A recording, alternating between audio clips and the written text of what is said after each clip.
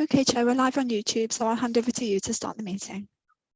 Thank you very much. So good morning and welcome to this meeting of the Poverty Working Panel on Monday, the 26th of June, 2023. I'm your chair, Councillor Dan Ledger. I would also like to welcome anyone that's watching this meeting via the live stream. This meeting can be viewed online and will be recorded, so please bear this in mind throughout.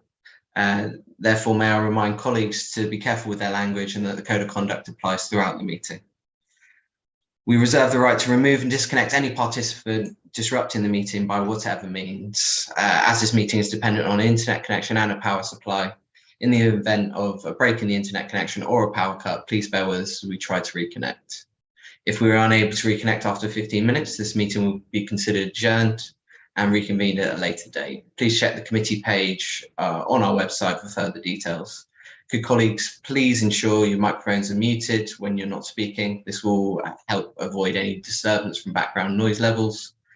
Could you also keep your points short and not interrupt when someone else is speaking? Should you wish to comment, please raise your electronic hand and wait to be called. All councillors have been sent the agenda for today's meeting and it can be viewed on our website at eastdevon.gov.uk. We'll now start this meeting by doing a roll call of all committee members here present. Can you now unmute your microphone, and when you hear your name, please confirm you're present. When you've confirmed you're present, please then mute your microphone again. So over to you, Sarah, to do a roll call. Thank you. Thank you. We'll start with yourself, please. So Councillor Dan Ledger. Present. Thank you. Councillor Arnott. Councillor Chapman. Present. Thank you. Councillor Collins. Present. Thank you. Councillor Goodman. Present. Thank you. Councillor Haggerty. Present. Thank you. Councillor Heath. Present. Thank you. Councillor Martin. Present. Thank you. Councillor Vixen. Present. Thank you. And Councillor Smith. Present. Thank you. And I can confirm that we're correct, Chair. Thanks very much for that. So agenda item 1 is public speaking. I don't believe there's any members of the public wishing to speak, is there, sir? No, there are none. Thank you. So we move on to agenda item 2, which are minutes of the previous meeting held on the 20th of March 2023. So the draft minutes have been circulated. If any member has any comments, could you raise your electronic hands? If there's no hands raised, I'll take those as accepted. No hands, so yeah, we'll take those as accepted. So agenda item 3 are apologies. Sarah, again over to you. Have we received any apologies? Yeah, we have none. Thank you. Thank you. Agenda item 4, declarations of interest. Does any member, sorry, Councillor Dunn. Yeah, sorry, Chair. I'm not sure whether this is the right place to raise it, but my name wasn't raised on the roll call. This has already happened at another committee meeting, so I don't know quite what's going on here. As a Councillor Dumper, that's because you're not actually a member of this committee. So of course you're very welcome to be here, as are all the councillors, but it's only the councillors who are on the membership of the panel. Yeah.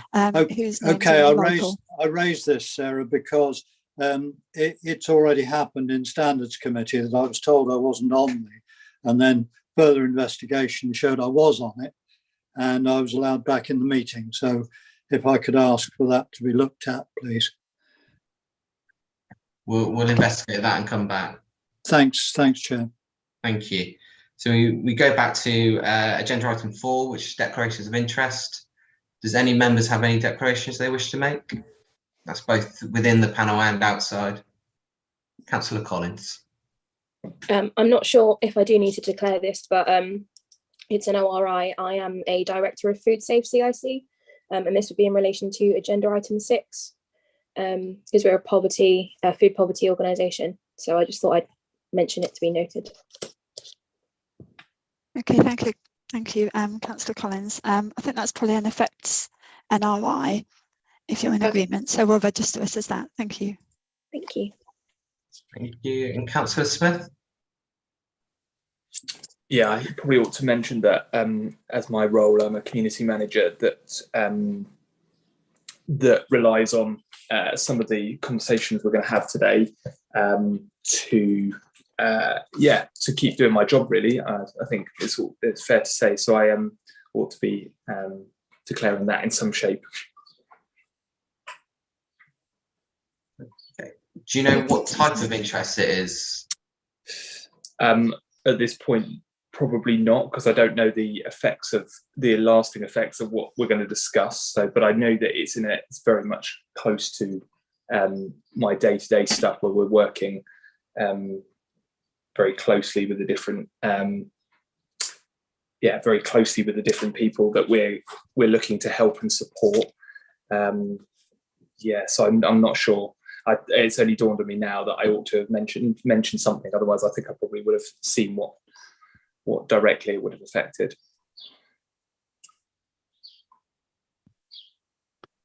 I think in the context of the items on the agenda, Councillor Smith, given that there are sort of no decisions to be made or recommendations to be made to Cabinet, I think we can probably register that as an effects NRI, and you can stay in the meeting if that's, I mean, it's your declaration to make.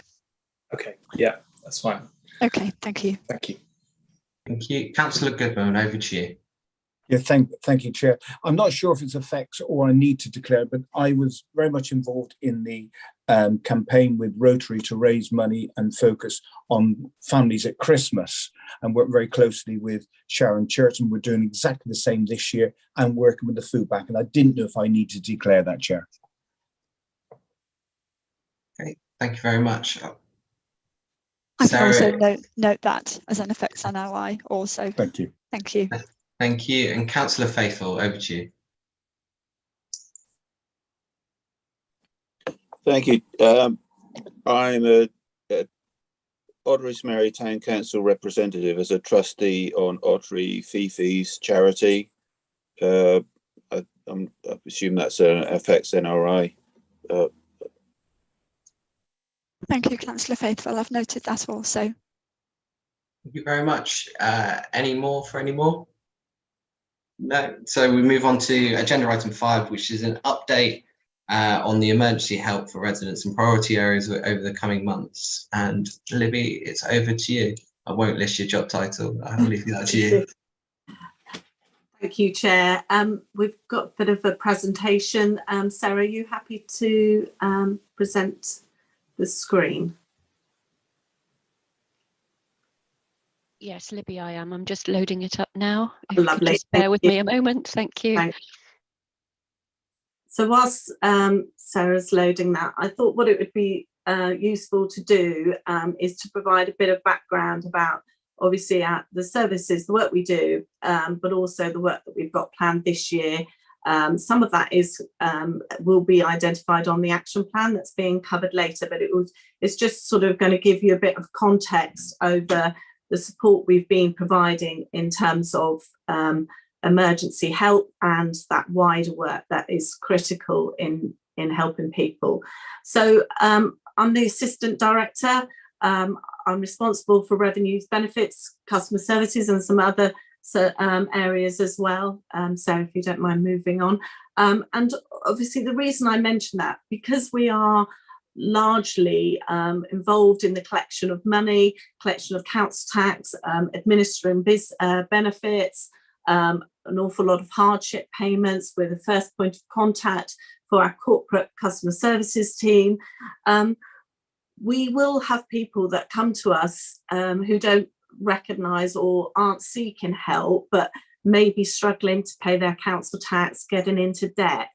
And of course, what we want to do is to work with them, not just to collect the council tax, but also to understand if there's some wider support that people need who are continuously living in this cycle of robbing Peter to pay Paul, and actually they might be entitled to some help and they just don't realise it. So it's really important for us not just to have staff that help to administer funds, but we're also, through the work that we're doing, are identifying people that who aren't necessarily saying we need help, but we can see are in debt, struggling to pay, and actually it might be that we can actually help them.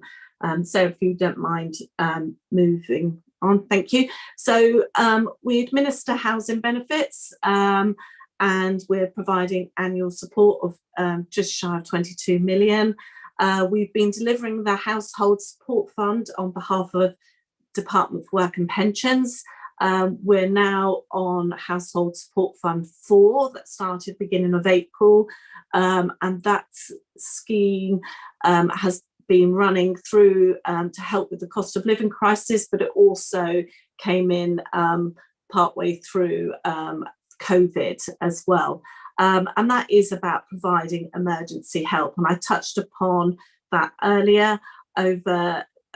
Whilst we're providing that emergency help, it's really important that we try and work with our residents to help understand that wider need, to see if there's things that we can do to help lift them out of poverty. We've got a financial resilience team made up of 4 staff, and Sharon will be providing you a bit more information about the work that they do further on in this presentation. We have an exceptional hardship fund. We have discretionary housing payments that we can help to top up people's housing benefit, help with rent deposits where people may be wanting to downsize, and we can help with that transition. And we've also got our council tax reduction scheme, and through the work of the poverty panel, and it was agreed for the start of this year to increase support for working age residents. Some of our lowest income households we've moved back, starting from the 1st of April this year, to 100% scheme, and that has lifted I think it was over 2,000 people, 2,000 of our residents out of paying council tax altogether this year. So that's providing real help to residents and sustainable help, and which will help with their incomes. Sarah, sorry, next slide, please. So alongside the support we've been provided, we also delivered the government's energy rebate scheme during last year. Significant amount of work to deploy £150 to 50,000 households. We're also administering the payments for the Homes for Ukraine scheme as well.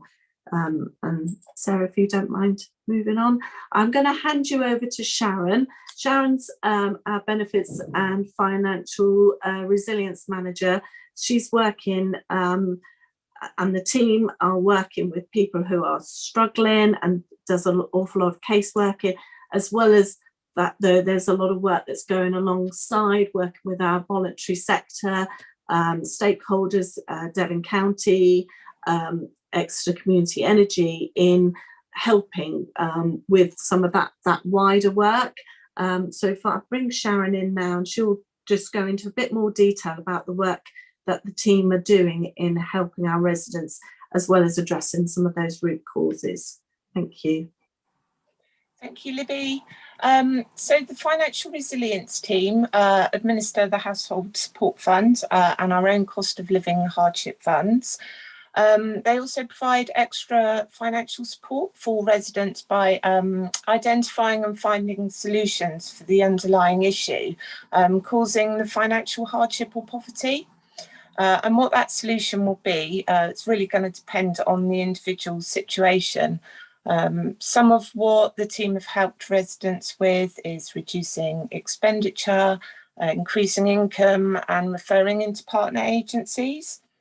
Now, as we can't solve everything ourselves, we will work with other organisations such as Exeter Community Energy. And one of our things we do is to keep the cases open until a resolution is achieved, rather than a referral only process and then closing those cases down. And that really helps us to ensure that cases don't get lost in the system. So to date, we've had 851 households have requested help from the team. 471 of those are still open cases. A number of them are long-term cases, due to the complexity of the issues that's sometimes been going on for a number of years. So they are really taking some time to unpick and resolve. While working with residents, officers record what the underlying issues are from our perspective. And the top 3 reasons really are coming out: mental health, physical health, and budgeting. And the order of those does sometimes change from month to month, but they're mainly the top 3 reasons. So the team tried to work with the right agency or organisation to solve that underlying issue whenever that service is available. And at times it can involve a number of agencies all at the same time, such as DWP, Department for Works and Pensions, social services and mental health services. And so through the outcomes we've collected so far, you can see that once the case is closed, the resident is on average better off by £90 a week, or £4,666 a year. So Libby, did you want to do the next slide, or would you like me to carry on? Okay. So for 2023-24, we've still got a good lot of funding available to help continue to support our residents. We have, in addition to the Household Support Fund, we also got given funding from the government for the Council Tax Support Fund scheme of £221,000. That scheme gave everyone on council tax reduction a one-off payment of up to £55, depending what was left on their council tax account after their council tax reduction had been applied. At the end of last week, we've administered all of that funding, so that scheme is now going to be closing. We've also had the alternative fuel payment and alternative fund schemes to administer on behalf of the government. And as take-up in that scheme wasn't as high as what the government originally expected, they've extended the closing date from May to the 11th of August this year. And to date, we've currently administered £179,800 of that.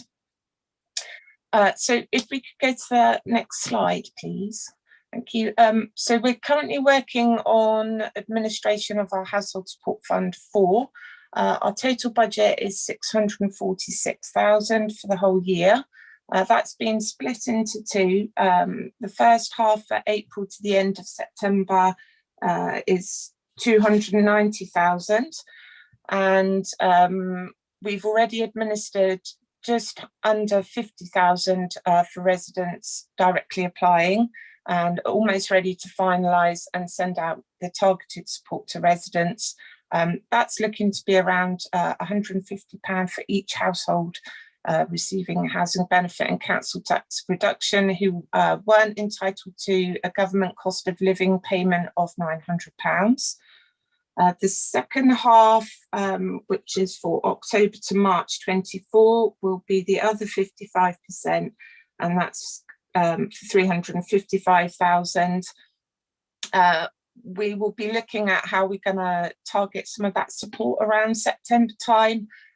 Hopefully we'll also have our new data analyst in post by that point, and we'll be able to do a much more in-depth analysis of who's going to benefit most from a payment from that fund based on the data we've been collecting over the last few years. So Libby, if I hand back to you. Thank you, Sharon. So just to finalise, just to give you an idea of the things that we're working on this year. Obviously, we're going to continue the work that Sharon is saying and continue to better collaborate with our partners and the voluntary sector. We recognise that, you know, by working together, we can achieve much better outcomes, and that's really key. There's an awful lot of valuable work that's happening in the voluntary sector, and yeah, if we can help support better support that, then that's something we're continuing to do. We're going to also look at the way we look at the grant funding and the agreements around money advice services. This year, that's been an action that again is on the poverty action plan to do, to make sure that that's we're getting the best outcomes from that. We know an awful lot of our people are in debt, and indebtedness is a big issue around people being pulled into poverty. We were also going to use some of our cost of living hardship fund, and that was something that Cabinet had brought to Cabinet back in January as part of our cost of living hardship fund policy, to look at how we can pilot ways to support residents who are living in low energy efficient properties, who are, especially if we know they're accessing emergency help, to how we can improve those. And again, that will be cross-sector, working with private sector housing, climate change officer, and the voluntary sector and eco to help with that work. As Sharon touched on, we've currently got a vacancy with our data analyst role, who has been key in sort of designing and getting a poverty dashboard up. And so our priority is to get that post filled. And another area is, as part of our corporate debt policy, we set out to agree to implement the government's vulnerable debt toolkit, which you can find on the Gov UK website, and effectively is good practice, recognised as good practice in the way we recover debt. So we want to make sure that we are meeting all of that, the conditionality around that, and that's something we're going to be doing, and that will cut across all services across the council. So our priority is to start with council tax. We know that we're doing a lot of that work, but we just want to make sure that that's properly embedded within the way we recover debt, and housing benefit overpayments, and our housing rents as well. So there's some of the key things that we're going to be working on during this current financial year, and we're happy to answer any questions that any of the members have. Thank you. Thanks very much for that, Libby and Sharon. Really appreciated. Can we start with any members from outside of the panel first, please? So, Councillor Faithful, we'll start with you, please. Thank you, Chair. Do our Ukrainian guests get covered in this? So they become regarded as residents, or how do they fit? Thank you. Libby, please just come in as you see fit. Don't wait for me. Thank you. I think I'm right. I will lean to Sharon though, because she's the benefit expert. But they can access welfare benefits, and they would be able to access our emergency funds as well. But Sharon, you'll know closer to hand what the position is. Yeah, we do get the odd request through for support for Ukrainians, and we do look at those. We've helped a few. Many of them don't come to us for help because actually, they, like Libby says, they are entitled to the welfare benefit system and to work. So we don't get a lot of requests, but when we do, we definitely do help them through the Household Support Fund or through our own cost of living hardship funds. Thanks very much. Councillor Dumper, over to you, please. Yes, thank you, Chair. I just wanted to ask about the situation on the DWP sanctions regime, because I didn't see a great deal of mention of that on as a cause of pushing people into poverty. Can I ask what situation is there that's been found? I can answer that one. So yeah, we do have people that fall into hardship because of sanctions. What we found is quite a lot of the time those people are sanctioned, they have mental health issues. So our financial resilience officers do work actively with our vulnerable leads in the job centres to get those decisions overturned. They have been quite successful in that.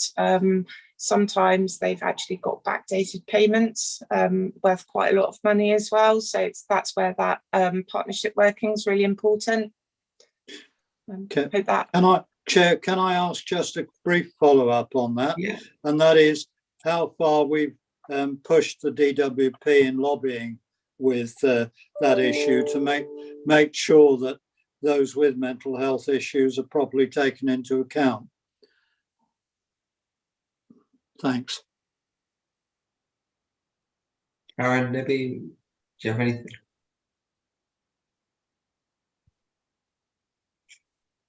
Obviously, it's a decision for the panel. It's not something the poverty panel has considered previously. I'm not sure on the numbers. And Sharon, we could probably ask our DWP lead to get partnership manager to get an idea on how many are sanctioned in East Devon, so we have some context as to whether that's something members would want to consider recommending for lobbying over. Yeah, I think that would be great. Thank you. Yeah. Thanks. Okay, thank you. So continuing outside of the panel, so Councillor Barlow, over to you. Thank you. Just I wanted to declare an interest that one of my houses, I have a Ukrainian family in there. So obviously you mentioned that. So I just thought I'd better mention that. Thanks very much. So we'll move inside of the panel, and Councillor Chapman, it's over to you, please. Thank you, Chair. Libby, can I ask, are we or do we have any member of staff that is phoning around? Because I've had 2 phone calls now asking about my council tax banding. When I've challenged them, they've said, oh, well, you obviously don't need help, and cut contact. Is it a partner of ours, or are these scams, and are you aware? Thank you, Chair. Thank you. It sounds a bit like a scam. We do know that periodically it is reported to us that residents will get calls about getting a banding reduction. Is that what it was about, Councillor? Well, yes. It sounded like an elderly gentleman who said, we think your council tax banding is wrong. And I thought, really? So I said, well, who is it? Oh, well, you obviously don't need any help.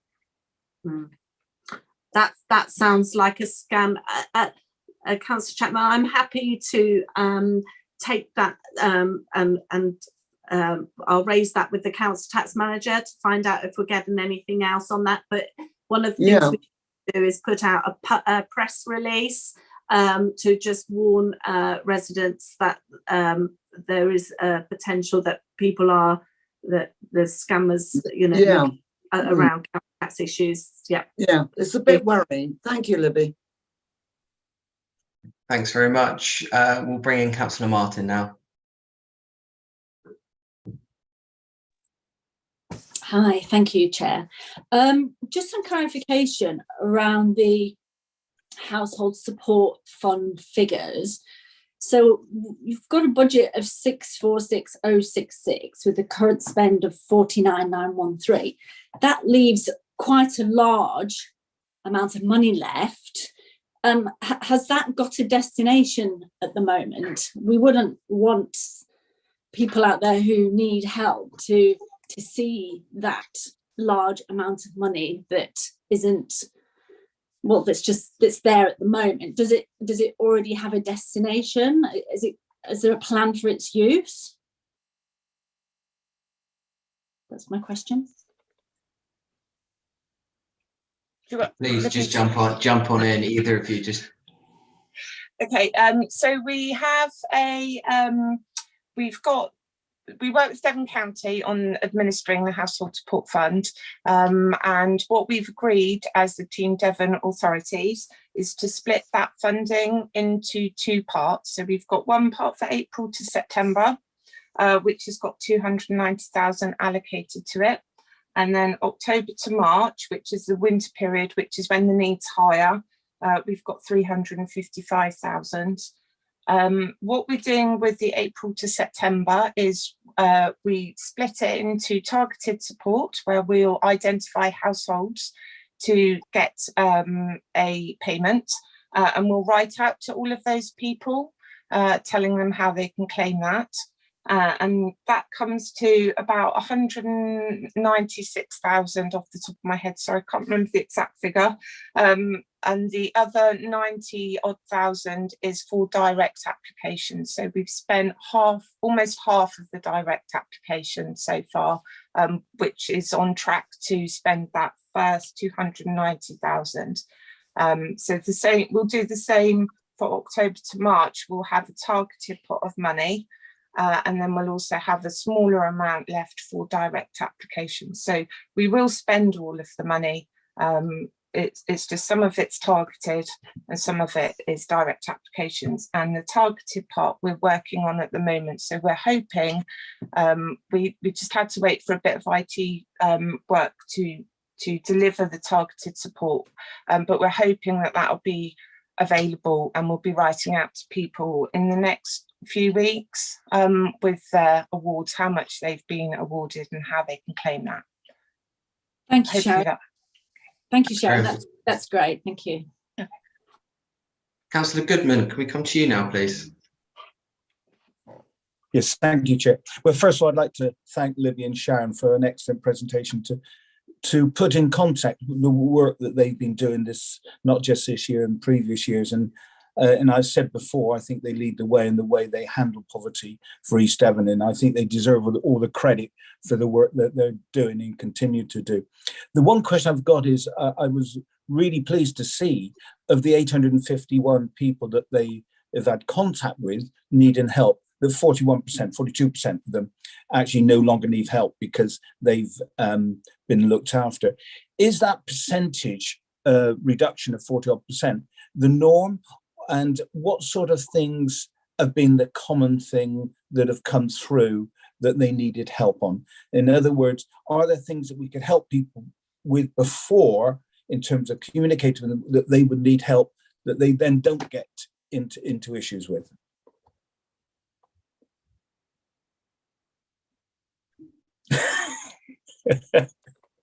Don't all shout at once. Stunned them into silence, Mike. Okay, so we've some of the common themes. It's a bit tricky to say that every 40% of those people have had the solution to what they needed, because some of those people have dropped out voluntarily, no longer want to work with us. So we couldn't give you outcomes of the whole 400 odd people. What we have been collecting those, the outcomes of those that have kind of followed through the process. And mostly it is health. Health is a big reason.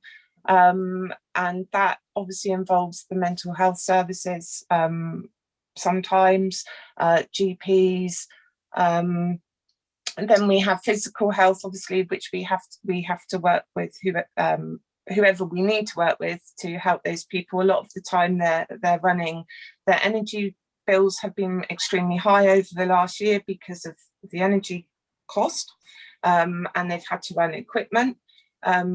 So again, sometimes that drops off during the summer months. And then we've also got people who have struggled with budgeting, don't know how to budget, and people do budgets with them, but often they're at fixed point of time. They don't actually know how to, so we're looking into budgeting courses. So people can actually have the skills to do that themselves. So there's a whole variety of reasons what those underlying issues are, and sometimes it's all of them. It's kind of quite difficult to say this is the reason, and here's why people are falling into poverty. It's a mix. Does that answer? Yeah, I think what you're saying, Sharon, is a very complicated subject. Yes, yeah. It's not one size doesn't fit all. It's a complicated, and that's the quality of your team. They're able to look at all those different elements and give the best fix for those people. Yeah, it's individual. It's based on individual needs. Yeah, and that's what the team is trying to do. So, thank you.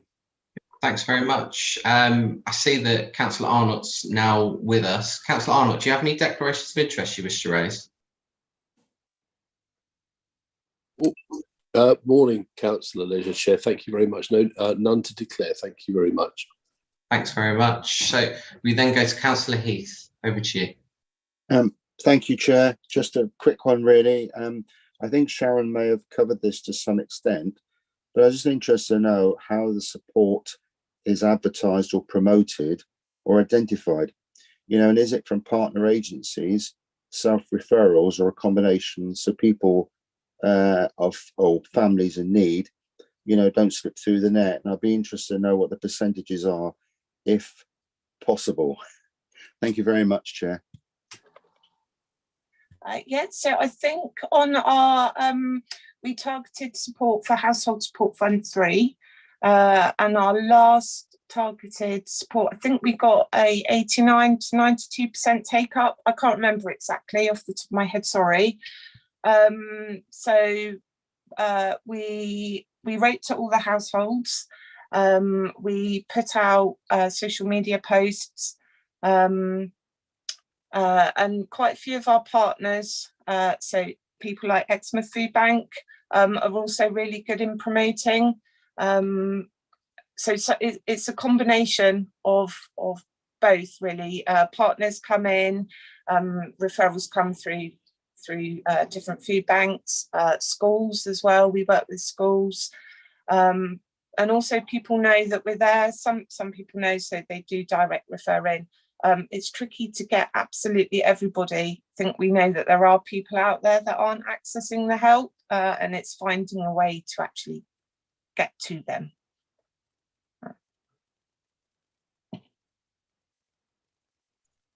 Thanks very much for that, Sharon. Councillor Barlow, we usually don't go back outside to come back in once we've come into the panel, but as you're a new councillor, you don't know the process. Over to you. Thank you very much. Sorry, it was just a very quick question. When you hand out the money to help these people, do you always give it out as a lump sum, or even to the people that have got budgeting problems, or do you sort of cut it up so that they get so much a month to help them with their budgeting? So the amounts that we have given out so far have been relatively small, so they do go out in lump sum. Kind of like the DWP give out the 3 instalments because they're giving out the £900 that's spread throughout the year, but our sum so far is like looking around 150 with the amount of residents we have getting housing benefit and council tax reduction. So that's quite a small sum, and it will go in one go. Thank you. Thanks very much. Libby? Yeah, I was just going to add to that we often, if someone needs new goods, then we will, and we use Eco, they would do a home visit, and if they identified some items that would help with their energy costs, then we will fund through Eco. So we wouldn't actually give them the money, we would actually source. And well, we wouldn't source it, Eco would source the goods, but we would then pay for them out through the Household Support Fund. There's also a lot of, Sharon touched upon, we use a lot of agencies and funding that's available through other sources. So we're not just using our own funds. So for instance, South West Water, their water debt gateway, if we know people are in water debt, we will do that referral through for them so again, that's sort of safeguarding those funds. If people, sometimes we need help with curtains or other things to do with energy, and again, that will be done through Eco, who will make those recommendations. So rather than just sending people the money. So there's a lot of work with those wider organisations to access funding that they have. Obviously, a lot of the energy providers have had a lot of funding of emergency funding available through their scheme. So we're not just accessing our own, we're trying to make our funds go as far as possible, but also looking at what other funds are available. Thanks. Thanks very much. Councillor Smith, you're up. Yeah, just on that eco point, that's a separate service, isn't it? Using eco to help source furniture or electrical appliances and that's an additional service on top of what they already do, which is to swap out less energy efficient older electrical appliances for newer ones. I know that's a service that they've been advertising, but I believe that East Devon also work with eco to buy outright if need be, or to get something in place. Is that right, or is that two separate things, or is that one scheme? Yes, no, you're right. They're two separate schemes. So Eco access their LEAP scheme to buy new appliances, but they also run that for us as well separately. So they will identify if someone needs, if someone's got energy rating fridge like E or something, it's really old, and they can't access LEAP funding, they will source those goods for us, and we pay for them through the Household Support Fund. Yeah. Thank you very much. So does the panel have any recommendation they wish to make, or are they just happy to note the report?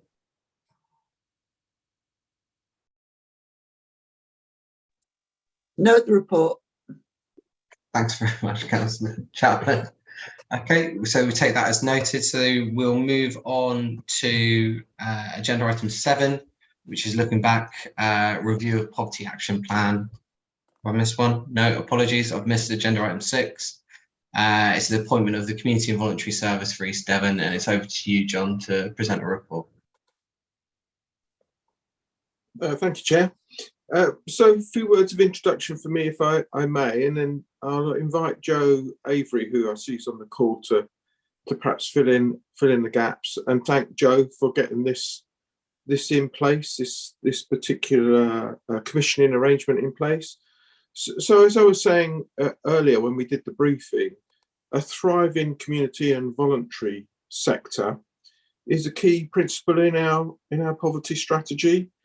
And it's been an ambition that we've had for a little while. And I'm pleased to say we've fulfilled that now. So for many years, East Devon has not had an umbrella community and voluntary service to support and coordinate the broad range of community and voluntary groups that we've got in East Devon. We are blessed with a wide range of community and voluntary groups, many very effective, and we saw that during the COVID pandemic.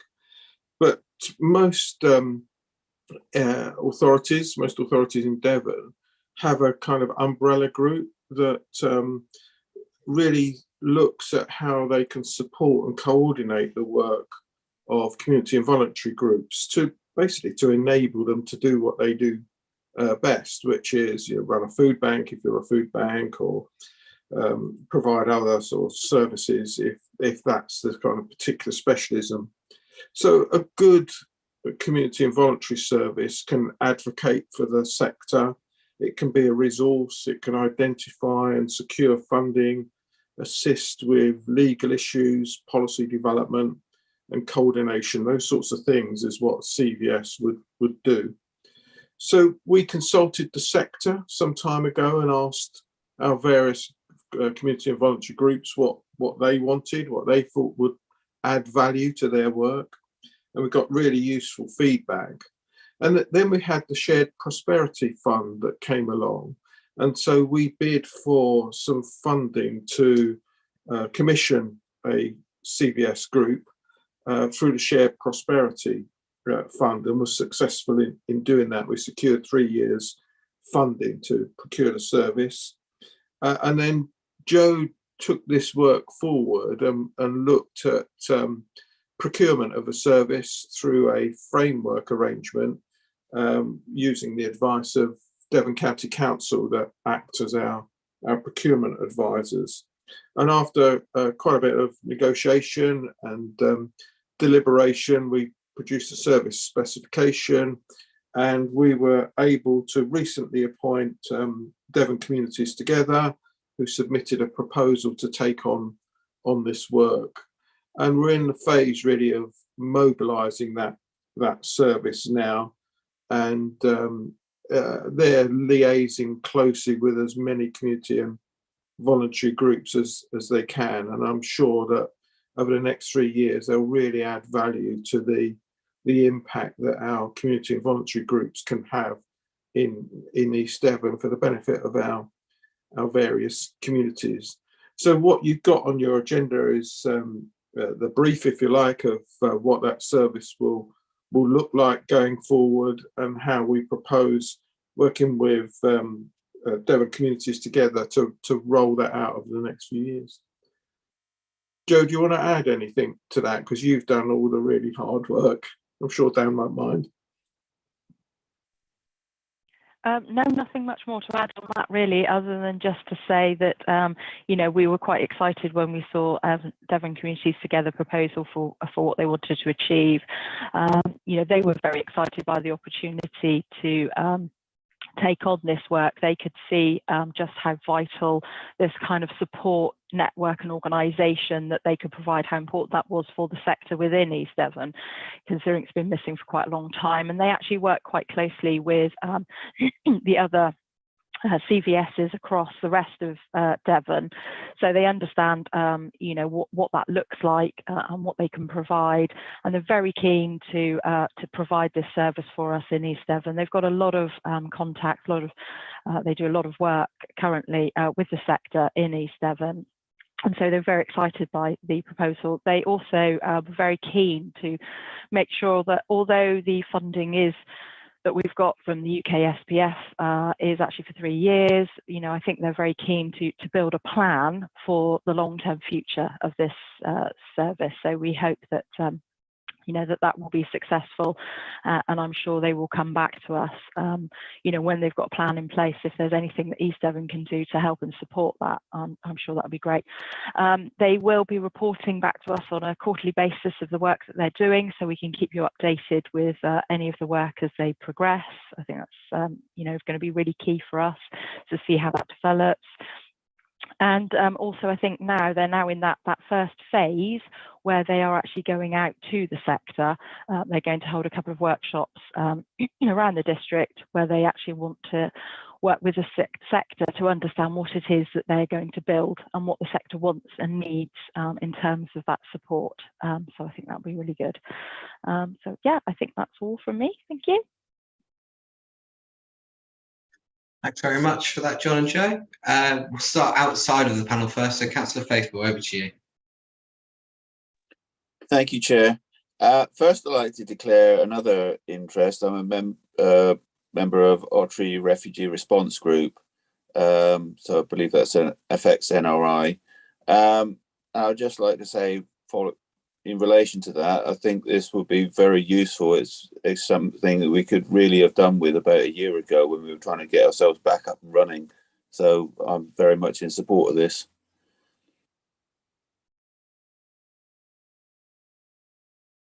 Thanks very much for that. Does any other member from outside of the panel wish to speak on this item? No. So Councillor Smith, over to you. Hi, just a quick question. I just wonder about Ellie Barnes's role. I know that worked together closely before, and I know I can speak as somebody that has worked with Ellie and who already does quite a lot of support for VCSE groups in especially the east of the district. Do we know whether partners are still working with Ellie, and because she does such a wonderful job already, do we know what's going to happen with her role and how we can utilise what she's already doing? I have got a second part to a question, but it might be better to hear that answer to that first bit first, if that's okay. Yeah, I can come in there, John, if that's helpful. So I've had several conversations throughout whilst I was working on this procurement process with Ellie, actually, and she's been really, really keen to see this this project get off the ground. She can see that the support is needed. She actually knows Devon Communities Together fairly well. She's worked with them in the past, and I know that Nora Corky, who's the chief executive of Devon Communities Together, obviously knows Ellie as well, and they were going to have a conversation about how they can work together to, to support this service. And Ellie was, really helpful in terms of, providing some support and some ideas for what we might put in our specification. I think she's very keen to work with them, so I think that's a really positive thing. As in terms of what her long-term, what the long-term sort of status of her situation is, I'm not sure. She's funded, I think, by the NHS or something within health, but certainly, she, as you're right, she has done a huge amount of work, and she is, really supportive of the district. So I'm sure that there will be a lot of work for her in working with Devon Communities Together on this. Thanks very much for that, Joe. Simon, do you want to come back in for your second part? Yeah, if that's all right. I can see that there's a huge amount of positives kind of coordinating everything together. I have two reservations, really. I'm sure I can kind of put them in this forum and kind of get some answers to it. But one of them is that when there's a huge amount of money being spent, not a huge amount, but a significant amount of money being spent in this area, my concern is that actually there's a real risk that it could miss the areas that really need the financial support, and that's the individual town VCSE coordinators.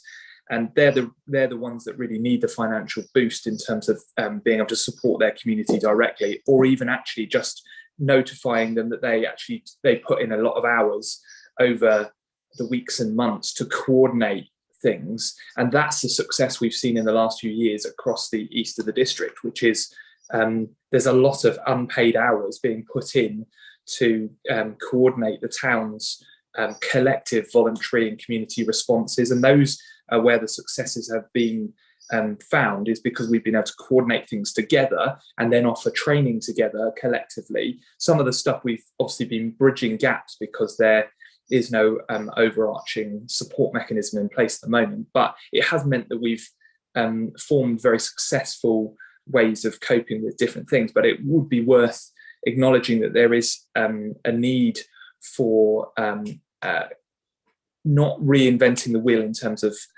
how we go about putting things in place, because I think the VCSE network is pretty good and it could always be better.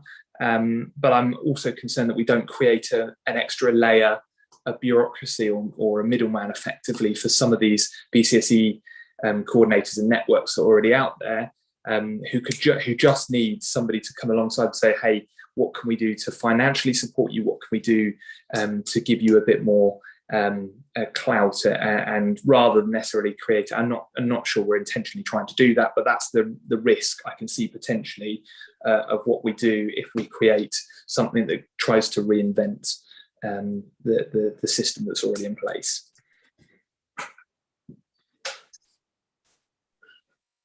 Chair, if I can comment, yeah, I mean, absolutely right. That's been central to our thinking. We want this organisation to add value, not to duplicate or replicate. It's really important that the various community and voluntary groups accept this offer of support. So Devon Communities Together are going to do a lot of work around ensuring that the various groups that they work with want them and where they want them to target their action. There's some really complex legal, financial issues for community and voluntary groups that they have to address, things like safeguarding, health and safety of volunteers, those sorts of things, where I think a good CVS can help with drafting of policies and things like that. So it saves the group the necessity to kind of keep reinventing the wheel. They're also really effective at fundraising. So I'm hoping that because they're aware of all the different plethora of funding pots that come up constantly, that Devon Communities Together can again work with community and voluntary groups and identify and help them secure funding going forward. So I'm pretty confident that they'll more than pay for themselves in terms of generating or securing, if you like, investment for the sector in East Devon. Thanks, Chair. Thanks for that, John. Councillor Goodman, we come to you next, please. Yes, thank you, Chair. I think it's an excellent report, and I really take the words from what John said before the meeting when he said the importance of working together. To me, this is another step forward in working together with various groups, and I certainly support it. The one comment I have, though, is on page 24 of the agenda, when it talks about project costs, it says the start date of June 23 and the end date of March 2023. Should that have been the end date of March 2026?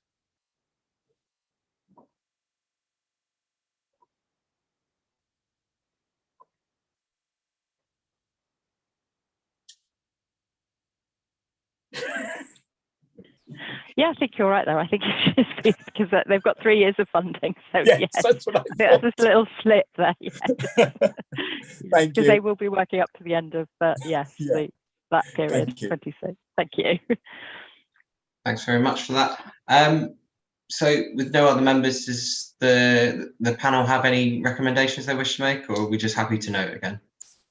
Well, personally, Chairman, I would like to support it. When we're able to do that, I'd like to support the direction of travel that John has taken us with this appointment. Fantastic. Okay, so can we take that to a vote, please? Yes, so if members could please vote using your red ticks if you're in favour of supporting the direction of travel, or sorry, beg your pardon, green ticks, or red crosses if you're against, or raise your electronic hand to abstain. Thank you.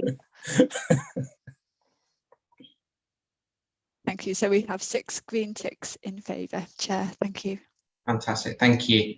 So that's obviously passed. Agenda item 7, we're looking back, review of the Poverty Action Plan 2022-2023, and it's over to our Public Health Project Officer, Helen Wareham. Helen, welcome to the meeting. Very much. Good morning, everybody. I'm just about to share my screen, so bear with me while I get that set up.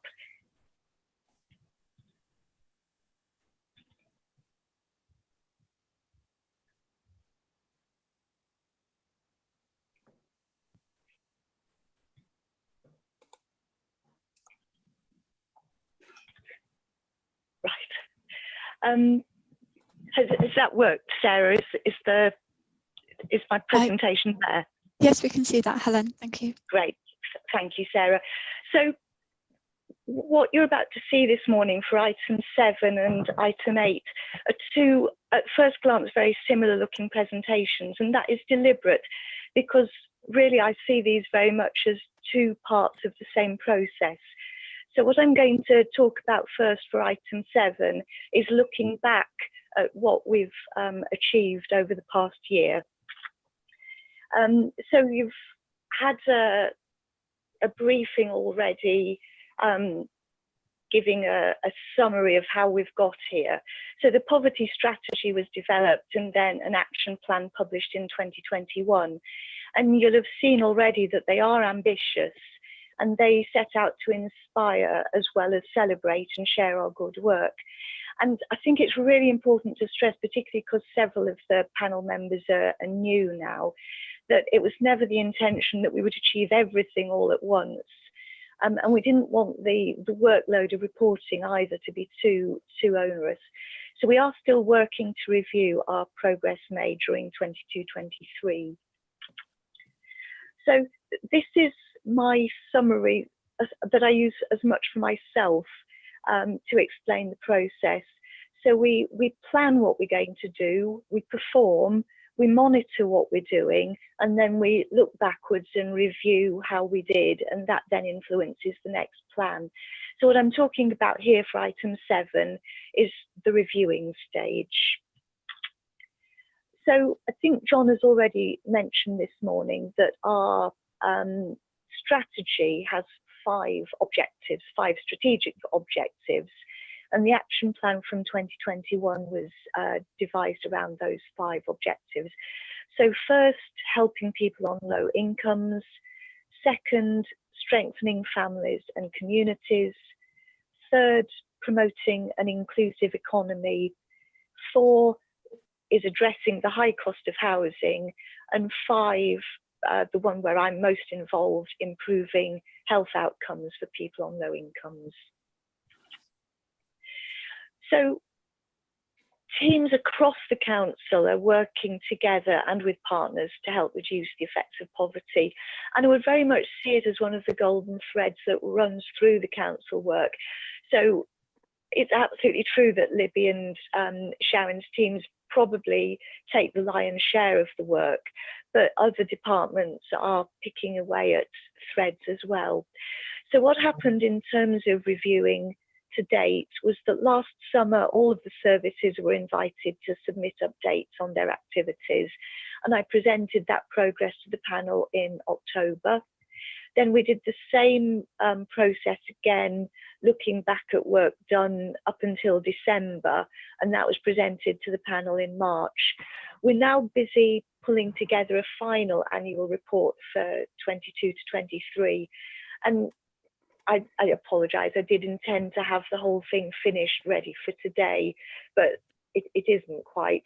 So what I'm going to do today is just give a flavour of that work of pulling together. So within the annual review that I produce, each service's actions will be grouped under the 5 themes from our strategy that I've just mentioned. And again, a reminder that we weren't expecting to finish all of it. So just to give you a flavour of some of the actions, I've gone through each service that's listed in the action plan and pulled out some examples.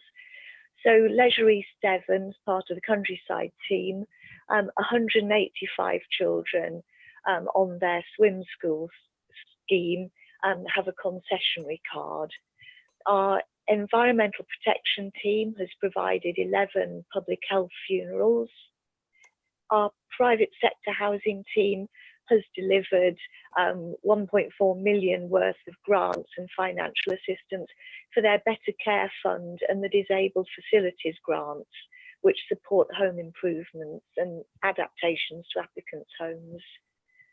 I last summer arranged some grants for 2 of our local CICs to expand their mental health provision across more of East Devon, and that was aimed at primary school children, their parents, carers and teachers.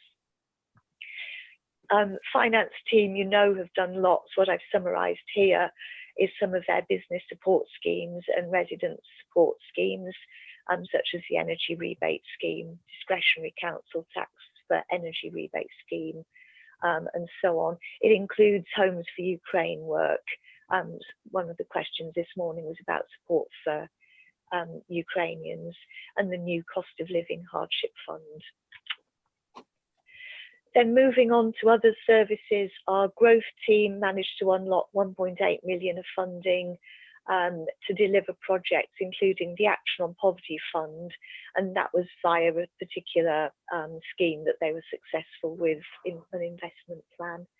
The housing team have made successful bid and subsequent effective use of funding for the Rough Sleeper initiative, and that was done in the first 6 months of 22 to 23, which included 193 successful prevention cases and 95 successful relief cases.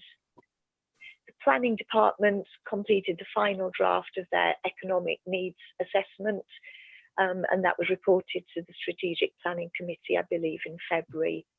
And then internally, our human resources team the reward review proposals were agreed and the real living wage was implemented in December.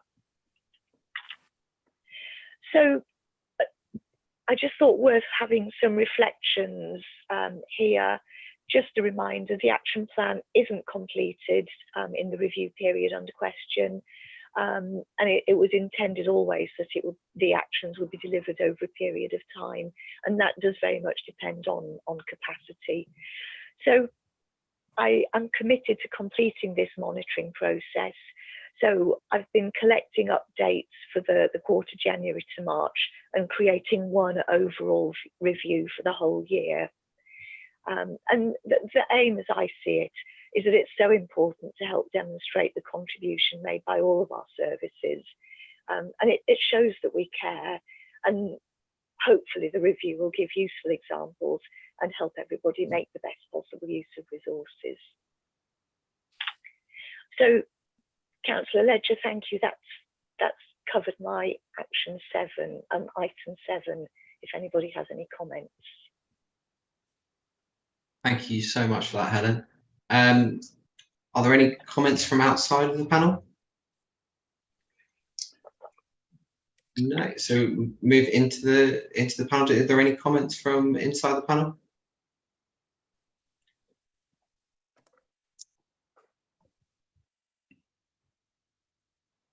John, you want to come in? Thank you, Chair. Just to say, Helen has the unenviable task, or she's adopted it on behalf of the panel, to chase people up for contributions, and that's partly what holds the work up, because people are busy doing the job rather than talking about it. So Helen's very persistent and persuasive, and she will get this information from all of our colleagues that are contributing, this kind of cross-service thing that we talked about earlier. And she imposes that really good discipline on us that we do monitor in the way that her diagram has shown. So I'll support Helen to try and gather all that information so that we can report to you pretty soon in a similar form to what we've done in previous years. So thanks, Helen. Thanks very much. Councillor Barlow, over to you. Yeah, so I just wanted to make sure that where you're talking about the ones for the swimming and things like that, where there's figures, will you be reporting on previous years so we can see how that has actually improved and made a difference? The work that I'm doing is specifically looking at work.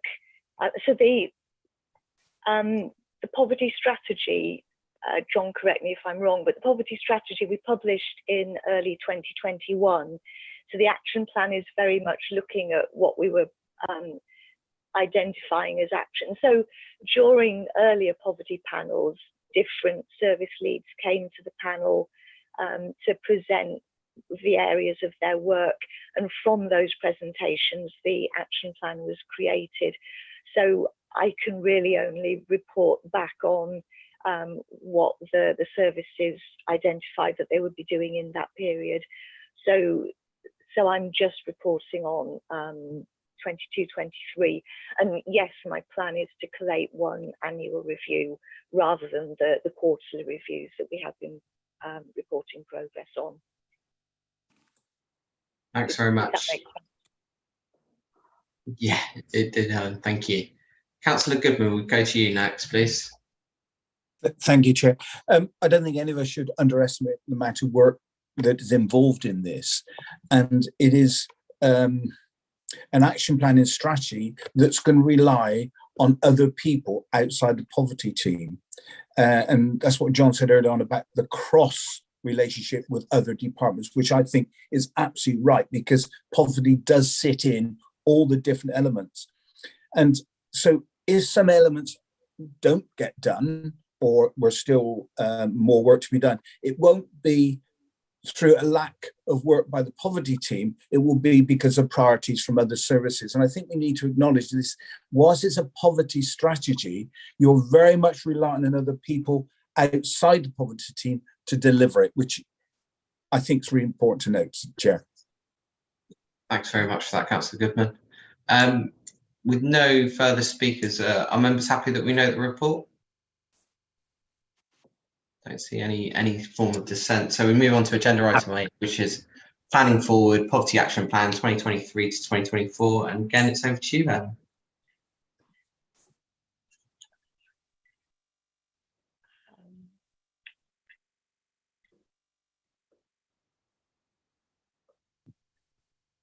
Again, Sarah, may I check that I've shared it? Can you see? Yes, we can see that, Helen. Thank you. Thank you very much. So please bear with me, because at first glance, this presentation is going to look identical to my previous one, but I promise you that there is a reason for that.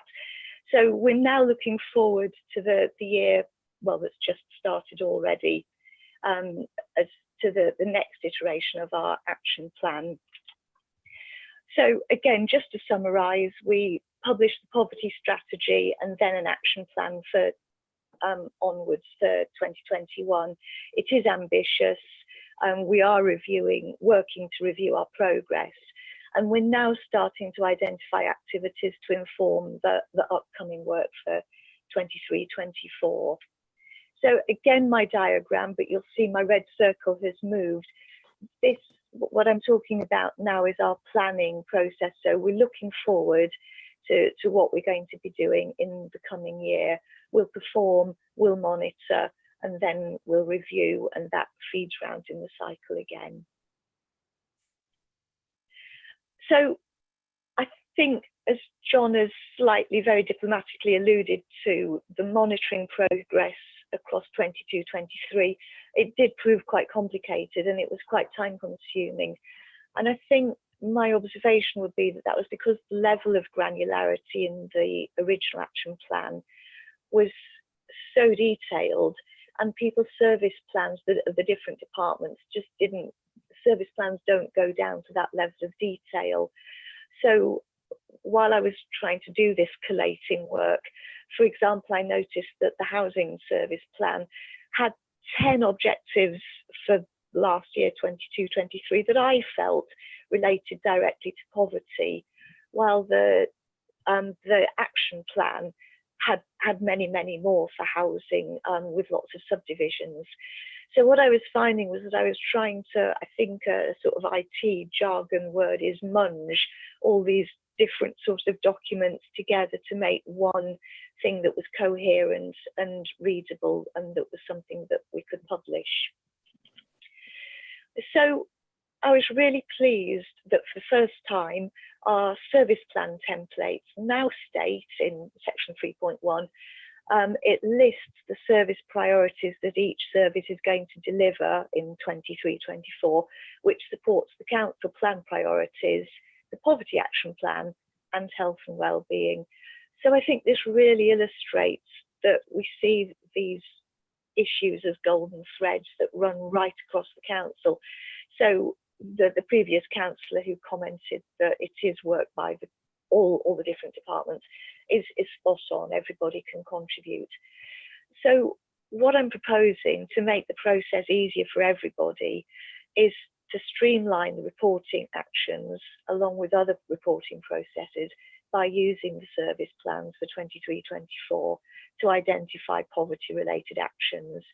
And I've already been using this same approach to create our annual public health implementation plans. So the process is familiar to me, but it's also familiar to the service leads, because it's them that I chase assiduously to get feedback on various reporting processes. So if this proposal is agreed, then I think the next step will be to work with any of the services as needed, because some use the service plan templates in more detail than others to identify where poverty work is being done. So that's everything I wanted to say. I hope that the action plan that I've proposed seems I hope it's a pragmatic way forward. Sarah, I think we circulated it just as an email, didn't we? Yes, that's right. Yeah. Okay, thank you. Thanks very much for that, Helen. So do we have any comments from members outside of the panel? No, so I'll take it inside. Any comments from inside the panel? Councillor Rickson, over to you. Well, I think Helen is to be congratulated for managing to pull all this together, because it's a huge piece of work, and obviously ongoing is going to be a huge piece of work. I just think that the approach is right, and I just look forward to seeing what happens in the next year.